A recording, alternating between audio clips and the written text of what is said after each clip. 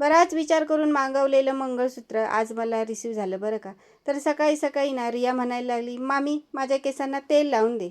तर चल म्हटलं देते लावून. मस्तपैकी केसांना तिच्या तेल लावून तिची चंपी करून दिली. आणि ना सध्या तरी ती शाळेत जात आहे म्हणून तिचे केस खूप छान आहेत. एकीला चंपी करून थारावलं तोपर्यंत दुसरा चालू झाला. तो म्हणजे आमचा गोलू. सगळी खेळणी पिशवीत भरली आणि चल म्हणे खाली खेळायला. मला खालीच खेळायला जायचं. मग काय, घरातल्या उरलेल्या कामांना जागच्या जागेवर ठेवून दिलं आणि गेली त्याला खाली घेऊन. खाली आल्यावर काय, हे त्याचे असे खेळ चालू होते. हे सगळे ना कार्टूनचे परिणाम. तिकडून आली आणि ह्या कडधान्यांवर लक्ष पडला. त्याच्यात एक दोन किडे दिसले म्हणून मग सगळी कडधान्य ताटात काढली आणि त्यांना ना उन्हात ठेवून दिलं. आणि काल ना मी मटकी मोड आणण्यासाठी अशी चाळणीवर ठेवली होती. त्यांना बघा किती भारी मोड आले ते.